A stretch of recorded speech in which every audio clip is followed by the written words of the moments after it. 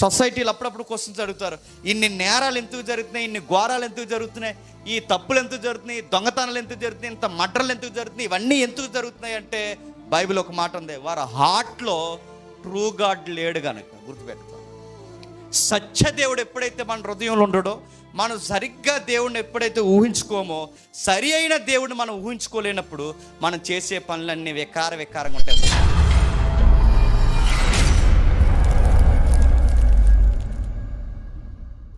కీర్తన గ్రంథం 53వ అధ్యాయం మొదటి 4 వచనాలు చూడండి. కీర్తన గ్రంథం మొదటి 53వ అధ్యాయం మొదటి 4 వచనాలు చూడండి.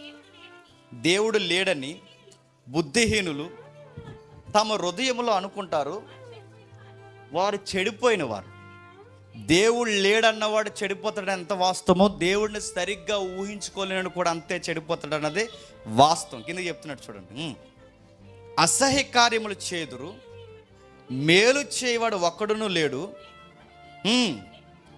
వివేకము కలిగి దేవుని ఎతుకువాడు ఒక్కడును కలరేమో అని దేవుడు ఆకాశం నుండి చూసి నరులను పరిశీలించి, వివేకం లేనప్పుడు దేవుడు సరిగ్గా అర్థమవుడు, దేవుడు సరిగ్గా అర్థమలేనప్పుడు ఏ పనులు చేస్తారంటే అసహ్యమైన కార్యాలు చేస్తారు. అందుకే చూడండి, దేవుడు అంటే సరిగ్గా అర్థం చేసుకోలేని పనులు అన్నీ అసహ్యంగానే ఉంటాయి.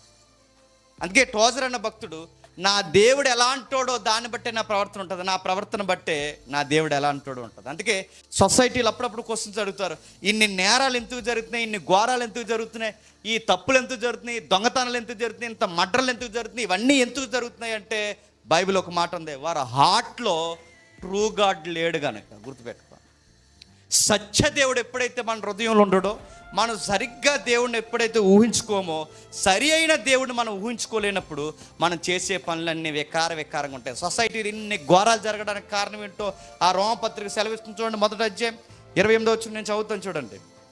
మొదటి అధ్యాయం 28వ వచనం, మరియు వారు తమ మనసులో దేవునికి చోటు ఇయ్యనలేకపోయారు కనుక చేయరాని కార్యములు చేయుటకు దేవుడు వారిని భ్రష్ట మనసుకు అప్పగించి. ఎందుకంటే వారి మనసులో ఎవరు లేరు, దేవుడు లేడు.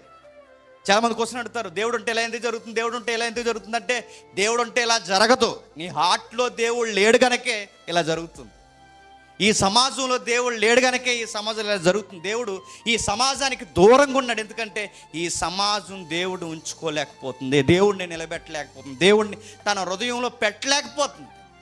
తమ మనస్సులో దేవునికి చోటు ఇయ్యనలేకపోయారు కనుక ఈ సమాజం చేసే పనులు లిస్ట్ ఇచ్చాడు చూడండి. వారి దుర్నీతి చేత, దుష్టత్వము చేత, లోభము చేత, ఈర్ష చేత నిండుకొని మచ్చరము, నరహత్య, కలహము, కపటము, వైరమను వాటితో నిండుకొని వారే కొండగాండ్లు, అపాధికులు, దేవదూషకులు, హింసకులు, అహంకారులు, బెంకములాడువారు, చెడ్డవాటిని కల్పించువారు, తల్లిదండ్రులకు అవిధేయులు, అవివేకులు, మాట తప్పువారు, అనురాగరహితులు, నిరద్దులో ఇట్టి కార్యములు అభ్యసించు వారు ఎందుకు చేస్తున్నారంటే, దేవుడి న్యాయ విధిని బాగుగా ఎరిగి వాటిని చేర్చిన. ఇది మాత్రమే కాక వాటిని అభ్యసించు వారితో సంతోషంగా అంటే దేవుడు అంటే ఇది, దేవుని వాక్యం ఇది అన్నీ తెలిసి ఇలా ఎలా చేయగలుగుతున్నారంటే అన్నీ తెలుసు, కానీ హార్ట్లో ఎవరు లేరు చెప్పండి, దేవుడు లేడు. తమ మనస్సులో దేవునికి చోటు ఇయ్యనొల్లకపోయారు కనుకే ఈ సమాజంలో మర్డర్లు జరుగుతున్నాయి, మానభంగాలు జరుగుతున్నాయి, సమాజంలో నరహత్యలు జరుగుతున్నాయి. ఎందుకు జరుగుతున్నాయి? చాలామంది క్వశ్చన్ అడుగుతున్నారు, దేవుడు ఉంటే ఎందుకు ఇలా జరుగుతుందంటే, దేవుడు లేడు కనుక జరుగుతున్నాయి. దేవుడు ఉంటే ఎందుకు జరుగుతాయి? నువ్వు దేవుడిని ఎక్కడ పెట్టుకున్నావు? మైండ్లో నీకంటూ ఒక సొంత దేవుని పెట్టుకున్నావు, నీకంటూ ఒక సొంత దేవతను ఆరాధిస్తున్నావు, నీకంటూ ఒక సొంత ఫిలాసఫీని పెట్టుకున్నావు. అందుకే నీకు దేవుడు అంటే సరిగ్గా అర్థం అవ్వలేదు కనుకే చేయరాని కార్యములు చేస్తున్నావు. నువ్వు చూస్తుండగానే నీ పక్కన ఉన్నవాడు నీతో కలిసి బతుకునోడే నువ్వు నాశనం చేయాలని కోరుకుంటున్నావు అంటే నిన్నేమనుకోవాలి? నువ్వు దేవుడిని అలా నమ్ముతున్నావు. నువ్వు చూస్తుండగానే భర్తనే, భార్యనే, లేదా జీవిత భాగస్వామిని చంపాలనుకుంటున్నావు అంటే నువ్వు చర్చకొచ్చి కూడా ఏమనుకోవాలి? మరి అక్కడ వరకు ఎందుకండి? చర్చికి చక్కగా వస్తారా, ఇంటికి వెళ్ళి అత్తగారికి అన్నం పెట్టరు, మరి అదేం ఆరాధన నాకు అర్థమవుతుంది. అంటే అలా అక్కడ వరకే దేవుడు అనగానే. ఇంటికి చర్చికి చక్కగా వస్తారా, బయటికి పోయి ఫ్రెండ్కి వాడు ఎంత కీడు చేయాలి అంత కీడు చేస్తాడు. అలా ఎలా చేస్తారు? వాడు అలా ఫీల్ అవుతున్నాడు దేవుడు అనగానే. నేను అడుగుతున్నాను, దేవుణ్ణి సరిగ్గా మనం ఆటలో ఉన్నది ఉన్నట్టుగా మనం పెట్టుకోవడం మనకు రాకపోతే, మన దేవుణ్ణి సరిగ్గా గుర్తించకపోతే మన ప్రవర్తన కూడా చాలా చాలా చాలా వల్గర్గా ఉంటుంది, చాలా వల్గర్గా ఉంటుంది. అందుకే మీరు చూడండి, దేవుడిని ఎవడైతే సరిగ్గా చూడ్డో మన ప్రవర్తన కూడా చాలా చాలా వల్గర్గా ఉంటుంది. అందుకే వాళ్ళు మనుషులను చంపేసి పీకలు కోసేసి దేవుడికి మహిమ కలుగునుగా కానీ ఎలా అనుకుంటున్నారంటే, వాళ్ళ దేవుడిని అలాగే నమ్మారు. ఇన్ని వాక్యాలు చెప్పి, ఇంత వాక్యాలు బోధించి, ఇక్కడ నిలబడి, ఇక్కడ సందాలు బట్టి, ఇక్కడ చక్కగా కూర్చొని వర్షిప్పులు చేసి, మళ్ళీ ఇంటికి పోయిన వెంటనే పనికిమాల పనులు చేస్తున్నారంటే ఎలా చేయగలుగుతున్నారు? దేవుడు అనగానే చర్చి వరకు ఊహించుకున్నారు అంతే. దేవుడు ఎంత బాగా అర్థమైతే మన ప్రవర్తన అంత బాగుంటుంది. మన ప్రవర్తన బట్టి మనకు దేవుడు ఎంతవరకు అర్థమయ్యాడో మనం చెప్పేయచ్చు. నీ మాటలు నువ్వు ఊరకే అబద్ధాలు ఆడుతున్నావంటే నువ్వు దేవుడిని ఎలా నమ్ముతున్నావు చెప్పేయచ్చు. నువ్వు ఊరకే తైతెక్కలేసలు వేస్తున్నావు, నువ్వు దేవుడిని ఎలా నమ్ముతున్నావు చెప్పొచ్చు. నువ్వు వావి వరుసలు మర్చిపోయి కూడా నువ్వు పెళ్ళి ఆడడానికి సిద్ధమవుతున్నావంటే నువ్వు దేవుడిని ఎలా నమ్ముతున్నావో చెప్పేయచ్చు.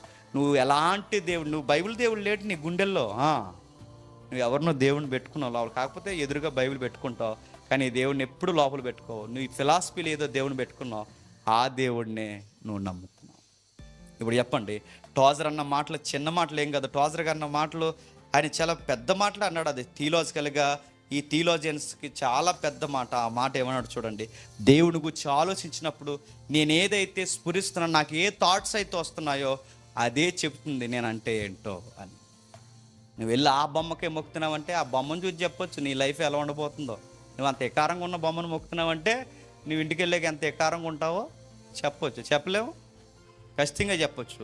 నువ్వు ఎంత ఎకారంగా ఉన్నావంటే నువ్వు ఎలాంటి దేవుడిని మొక్కుతున్నావో చెప్పొచ్చు. మరి ఎంత తేడాగా ఉన్నాడు ఎట్లా అంటే ఆడు ఎలాంటి దేవుడిని మొక్కుతున్నాడో చెప్పవచ్చు. నిన్ను బట్టి నీ దేవుడు ఎలాంటాడో చెప్పొచ్చు, నీ దేవుడిని బట్టి నువ్వెలాంటాడో చెప్పొచ్చు. కాబట్టి బైబుల్ ఉన్న దేవుడితోనే మీ భక్తి అయినా మీ పాట అయినా ఏదైనా మ్యాచ్ అవ్వాలి. హార్ట్ సరిగ్గా లేకపోతే ఎలా ఉంటుందో సాయంత్రం లైవ్ వినండి, దావీదు కొరకు చెప్తున్నాం. ఆయన గూర్చి పెద్ద పెద్ద ప్రశ్న ఏంటో తెలుసా? ఏ రాజులను కొలిసినా దావీదు వలే లేడంటాడు. మీరు బైబిల్ చరిత్ర మీరు చదవండి, ఇతను దావీదులా లేడు, ఇతను దావీదులా ప్రవర్తించలేదు, దావీదుతోనే కొలుస్తాడు. దావీదు గురించి ఒక మాట ఉంటుంది కొత్త నిబంధన వరకు, ఏమంటాడంటే ఈ నా ఉద్దేశానుసారుడైన మనుషుడు. ఆ మాట ఎలా ఒక ఆయన ఎలా రాశాడు ఏమని చెప్పిన, దేవుని హృదయమే దావీదు హృదయం, దావీదు హృదయమే దేవుని హృదయం. ఆ ఒక్క విషయాన్ని పక్కన పెట్టండి, దేవుని హృదయమే దావీదు హృదయం ఏందంట. ఇప్పుడు అడుగుతున్నాను, దావీదు దేవుని హృదయం ఎలా అయ్యాడో మనకు తెలియాలంటే దావీదు ఎలా ఉన్నాడో మనకు తెలియాలి. అది తెలిస్తే నేను చెప్తున్నాను, హార్ట్లో దేవుని మనం పెట్టుకుంటే మన హృదయము దేవుని హృదయం కలిసిపోతుంది. ఒక రైటర్ ఇలా అన్నాడు, ఏమని చెప్పిన, దేవుణ్ణి నిన్ను కలిపే ఒక సన్నటి తీగ ఉంది, అదేంటో కాదు నీ హృదయం. ఆ హృదయంతో సరి అయిన అవగాహన లేకపోతే నీకు దేవుడిని ఆరాధించడం ఎప్పటికీ రాదు. దేవుడు మిమ్మల్ని దీవించిన కనుక రాదు.